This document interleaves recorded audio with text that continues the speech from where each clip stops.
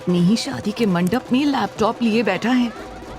बेंगलुरु शहर के सबसे बड़े होटल स्टारलाइट के बड़े से हॉल में कुछ लोगों की फुसफुसाने की आवाज आ रही थी। आज देश के सबसे बड़े बिजनेसमैन अरमान सिंघानिया की शादी का फंक्शन इसी होटल में ऑर्गेनाइज किया गया था। शहर और वर्ल्ड के जितने भी वीआईपी लोग थे वो इस वक्त शादी में मौजूद थे। अरमान सिंघानिया शादी के कपड़ों में मंडप में बैठा हुआ अपनी दुल्हन का इंतजार करने की बजाय अपने ऑफिस का काम कर रहा था। उसके एक हाथ में लैपटॉप और दूसरे हाथ में उसका फोन था। उसके कुछ आदमी उसके आसपास खड़े थे। अरमान सिंघानिया को देखकर सभी इस बात का अंदाजा अच्छी तरह से लगा रहे थे कि अपनी शादी के दिन भी उसे काम से फुर्सत नहीं थी। वहीं शादी में आए हुए कुछ लोग इसे लेकर गॉसिप कर रहे थे, लेकिन धीमी आवाज में।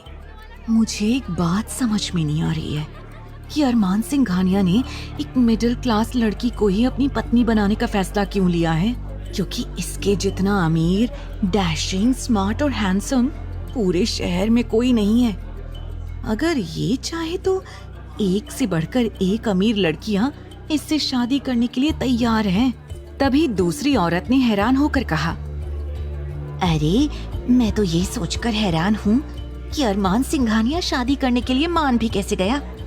तुम्हें याद नहीं, 1 साल पहले एक मॉडल ने अरमान सिंघानिया को भरी महफिल में प्रपोज कर दिया था और अरमान ने बिना किसी की परवाह किए उसका पूरा करियर, उसकी पूरी जिंदगी बर्बाद कर दी।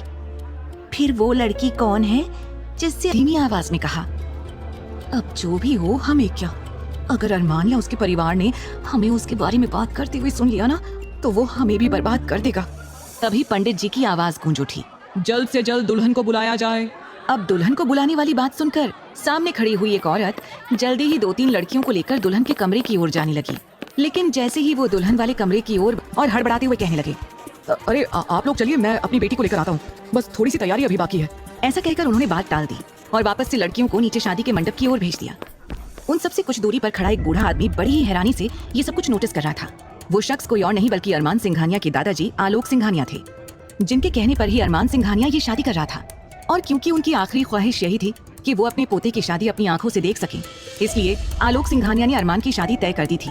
और शादी के लिए उन्होंने अपने ही ऑफिस में काम करने वाले एक क्लर्क मिस्टर मनोज मल्होत्रा की बेटी को चुना था। मिस्टर मनोज मल्होत्रा की बेटी का नाम प्रियंका था। प्रियंका को अरमान से मिलाया गया था और उसे बताया गया था कि अरमान की शादी प्रियंका से ही होगी। प्रियंका ज्यादा खूबसूरत नहीं थी, लेकिन वो किसी और से प्यार करती थी। साथ ही साथ उसकी जिंदगी में अपने कुछ सपने थे। वो जिंदगी अपनी शर्तों पर जीना चाहती थी। लेकिन जितना उसने अरमान के कारनामों के बारे में सुना था, उसके बाद से उसे अरमान से काफी ज्यादा डर लगने लगा था।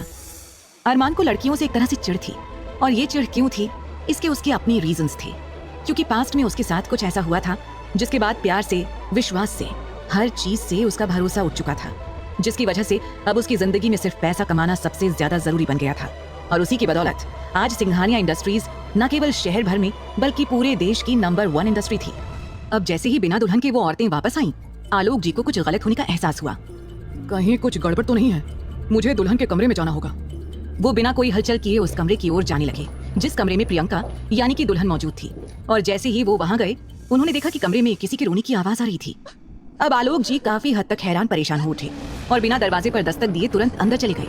अंदर आकर उन्होंने देखा कि एक बहुत ही खूबसूरत और प्यारी सी लड़की का हाथ मनोज जी यानी कि प्रियंका के पापा ने पकड़ रखा था और साथ ही साथ प्रियंका की माँ उसे मार रही थी। आलोक जी की हैरानी का कोई ठिकाना नहीं रहा और वो रौबदार और तेज आवाज में बोले, ये सब क्या हो रहा है यहाँ पर?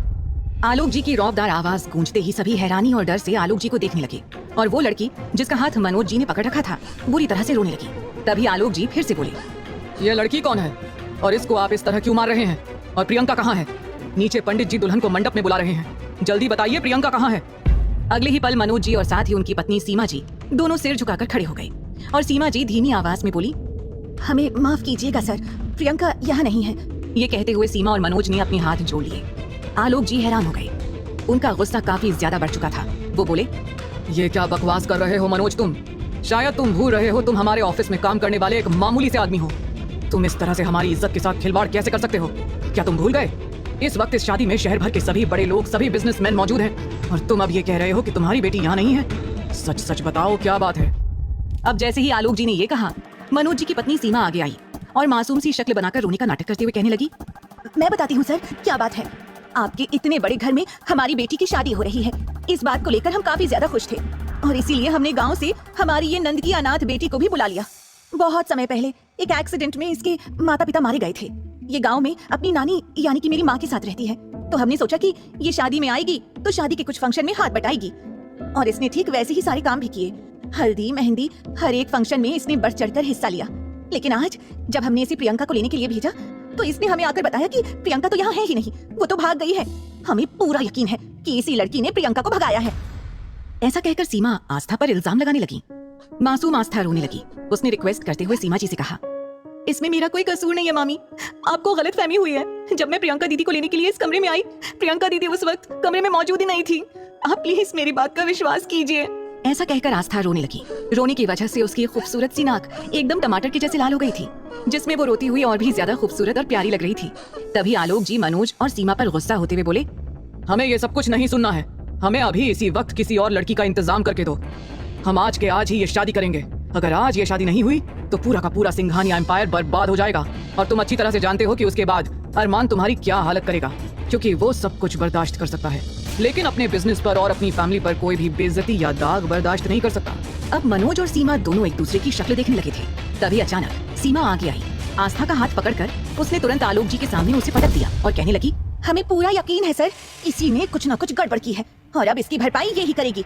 अगर आप कहें तो हम अभी और इसी वक्त इस लड़की को शादी का जोड़ा पहनाकर मंडप में बिठा देंगे। अचानक सीमा जी की बात सुनकर आस्था की हालत खराब हो गई।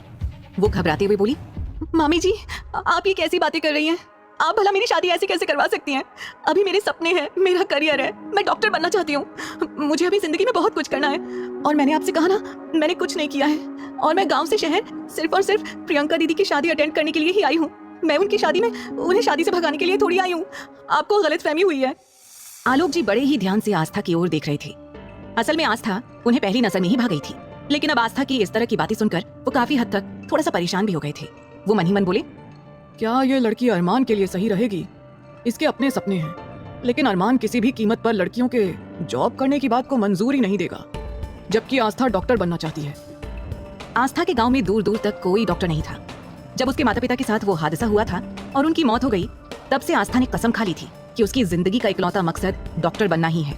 डॉक्टर बनकर वो अपने गांव में ही अपना एक छोटा सा अस्पताल खोलेगी या फिर छोटा सा क्लिनिक खोलकर लोगों की सेवा करेगी, और जिस तरह से उसके माता पिता की मौत हुई थी वो किसी और की मौत नहीं होने देगी।